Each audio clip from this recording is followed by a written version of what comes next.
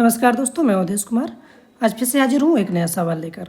सवाल है हमारा कक्षा 12 की गणित आव्यूह के सवाल है, जो कि समीकरण, ये जो पूरा समीकरण है इनमें से ए बी सी और डी के हमें मान ज्ञात करते हैं। तो चलिए हल करते हैं। तो सबसे पहले हम ये जो समीकरण है हमारा, ये जो समीकरण है, इन समीकरणों में हमें इन दोनों ही मानों की तुलना करना है। तो सबसे पहले हमें दोनों ही मानों की तुलना करना है, लिख लेना है। तो लिखेंगे हम दोनों मानों की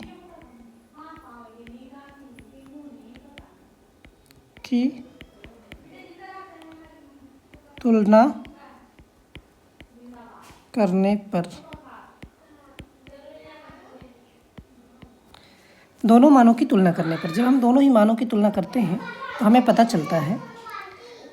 चलता है कि a माइनस बी बराबर, यानी a माइनस बी का मान हो जाएगा -1, जो कि बन जाएगा हमारा बन जाएगा समीकरण नंबर 1। ये बन जाएगा हमारा समीकरण 1। और ये 2a माइनस बी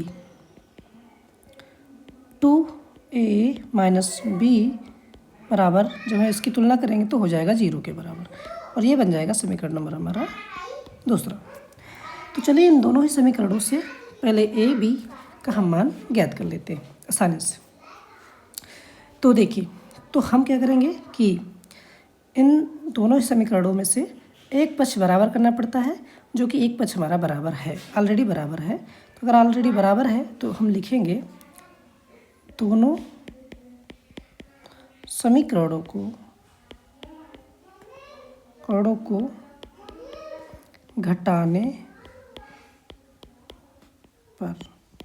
घटाने पर क्योंकि जो दोनों पद बराबर हैं उनके चिन्ह भी बराबर है। जब चिन्ह बराबर है तो लिखा जाता है घटाने पर। तो देखिए, जब दोनों समीकरणों को घटाने पर करेंगे हम तो ये हमारा हो जाएगा, देखिए हमारा होगा a माइनस बी बराबर -1, और हो जाएगा हमारा 2a माइनस बी बराबर 0। जब हमने घटाने पर लिखा तो इनके चिन्ह चेंज हो जाएंगे, प्लस का है तो माइनस का, माइनस का है तो प्लस का, और यहाँ भी 0 ना तो प्लस का होता है ना तो माइनस का।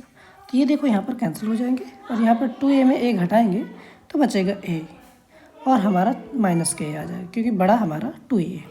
यहाँ भी माइनस का 1 आ जाएगा, तो माइनस से माइनस कैंसिल हो जाएगा। तो जो मेन मान आ जाएगा a बराबर, जो हमारा मान आएगा वो 1 आ जाएगा। अब हमारा जो मान आया है a बराबर आया है हमारा 1 आ चुका है, इसलिए अब जो a का मान है वो 1 हमारा आ चुका है। तो चलिए अब समीकरण यहाँ पे हम लिख लेंगे, समीकरण किसी में भी हम जो है मान रख देंगे। यहाँ पे अपने को क्या करना है कि समीकरण एक में हम मान रखेंगे।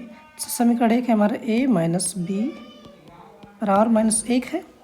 तो जब हम a का मान रख देंगे 1, a का मान रख देंगे 1 माइनस बी बराबर -1, 1 का पक्षांतर करेंगे तो इधर -b बराबर हो जाएगा -1। 1 का जब पक्षांतर करेंगे, 1 हमारा प्लस का है, इधर आ जाएगा माइनस का बन जाएगा।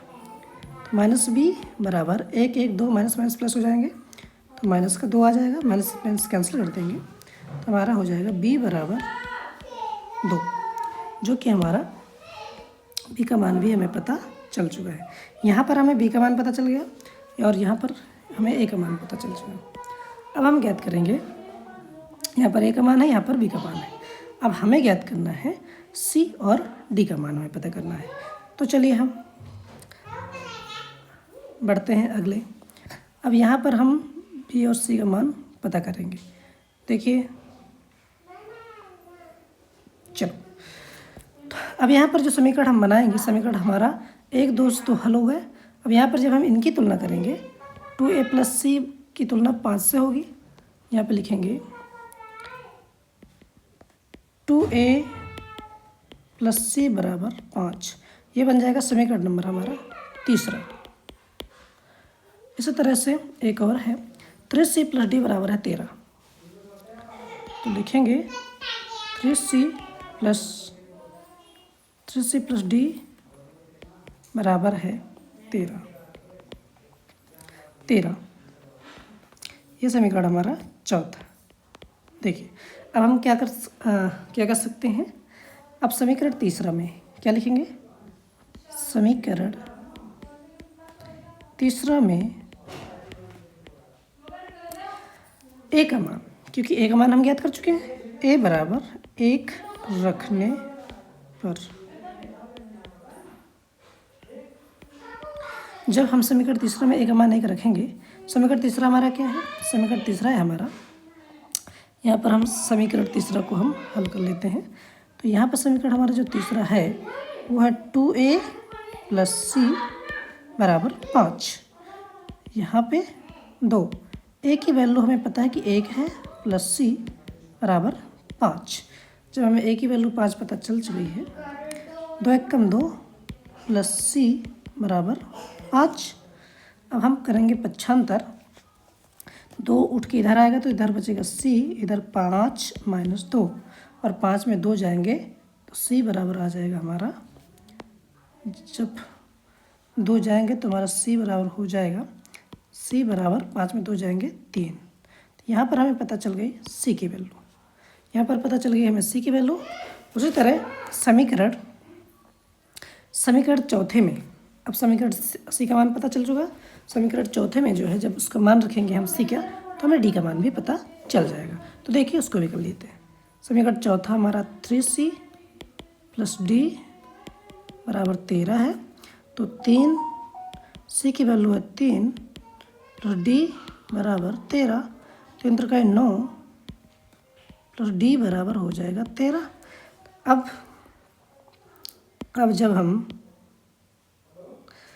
यहाँ है 9 + d बराबर 13 है, अब 9 को पक्षांतर करेंगे तो d बराबर हो जाएगा 13 - 9, 13 में 9 घटाएंगे तो बचेगा हमारा 4।